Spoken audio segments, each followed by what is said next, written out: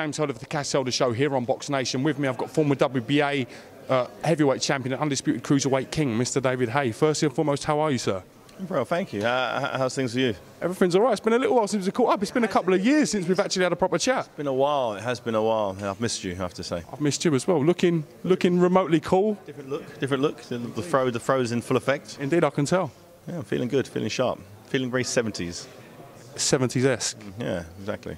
Let's talk a little bit about Mark de Moray. Obviously, quite vocal on I haven't heard anyone call him de Moray. Quite. Before, but it's a nice spin. I like it. It sounds more sort of foreign, doesn't it? It does. It's got a little panache to it. Yeah. Quite vocal in Twitter on the fact that he wanted the fight. What was the reason for him being your first choice of opponent for your comeback fight? He's ranked for starters. You know, he's got a good record. You know, he hasn't lost in 11 years. You know, there's many opponents I could have picked who's piped up recently that I could say, well, you got knocked out by him a couple of fights ago. You knocked out by him. Can't really say that about him. He has 11 years. He hasn't really fought anyone in my caliber by any stretch of the imagination. But he hasn't had the opportunity. Just because he hasn't done it doesn't mean he can't do it. And that's where a lot of people get mixed up. You know, people said that Deontay Wilder at one stage hadn't fought anyone. Then when he fought someone, he passed with flying colours. So, you know, this guy's in a sort of similar situation. You know, he signed with Don King. He signed with, I think he signed with Al Heyman now. So he's getting his shots now. So let's see if he can pass the test. I don't think he can. I think the Haymaker trumps the Dominator.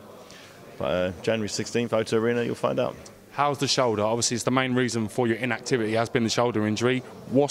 How's it holding up? How is it, sir? Looking at my left shoulder, it's my right shoulder. Do excuse me. Do excuse me. Yeah, it's fine. It's really good. You know, I've made sure that I've done a very extensive rehabilitation process to make sure that it's rock solid.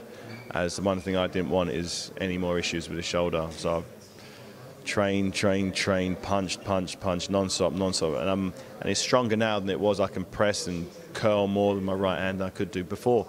So I think that's a good testament to where I'm at. But I'm not looking at matching what I used to. I'm looking at going far past, surpass what I did in the past. Great time for heavyweights. You know, you got the Klitschko and Fury on the weekend. You got DILLIAN, WHYTE and Anthony Joshua at this very arena, the O2 Arena.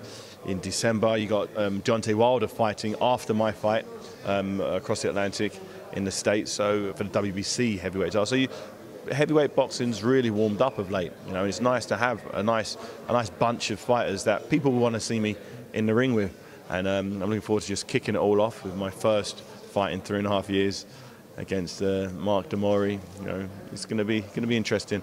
I don't think he'll make 10 rounds. I think I'm going to bang him out early doors, you know, the way I'm feeling in the gym.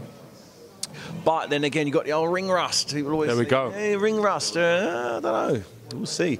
I don't think I'll have ring rust, personally. That's my opinion. I've never really believed it. I know the term, but remember, I've had big gaps between most of my fights, you know, and I've never really seemed rusty in any of my fights. Even the fight with Wladimir Klitschko, which I lost, I wasn't ring rusty in that. I wasn't getting hit with ring rust. Is when your timing's out, you're getting hit. I wasn't really getting hit. My timing was tidy. So as long as my timing's in, as long as my distance is there, I think that once I can connect, I think that I win any fight on the planet.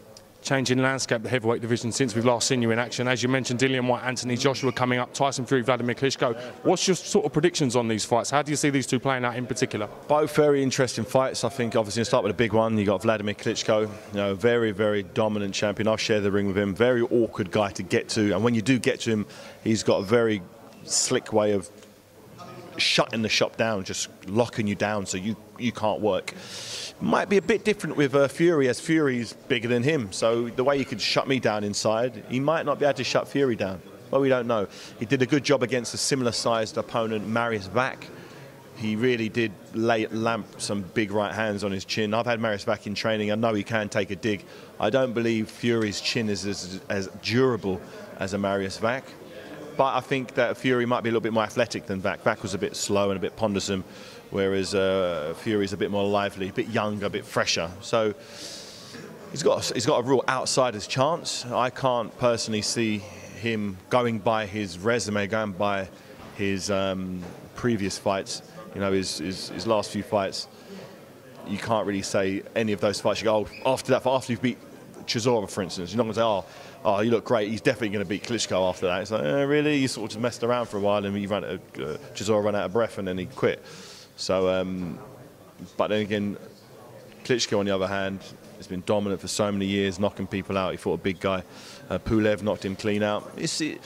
I can't see Fury doing anything of any note in this fight. Last but not least, I mean, you were scheduled to fight Tyson Fury, you were scheduled to fight Emmanuel Charles. We're now back for January the 16th. It's your big Haymaker comeback. Can you promise the people and all your fans and supporters out there that we are going to see you in the ring and you mean business this time around, David? I mean business. Tickets go on sale January. Fight is, goddamn, enough piping up, everybody. Sorry about that. It's all right, just don't do it again. Yeah. It's you, I'm looking at you, shouting. Right, sorry. So what was I saying? Obviously, yeah. Go in. January 16th, the Haymaker, David Haye versus the Dominator, Mark Demori. Come to blows at the O2 Arena. Tickets go on sale Friday, 9 a.m.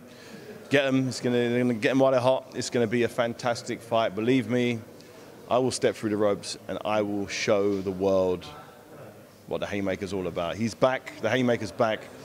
It's called Heyday, and Heyday for a reason. I believe I'm now in my heyday. I needed that 3.5 years off to fix stuff. Everything's fixed, and we're ready to go. So, was that sincere enough? That was sincere enough. Okay, I felt that was actually sincere. Okay. So there you go. Mr. David Haye, aka Huggy Bear. Thank you for talking to Cass Elder Show here on BoxNation. We do appreciate it. The Haymaker is back, everyone. Thank you very much.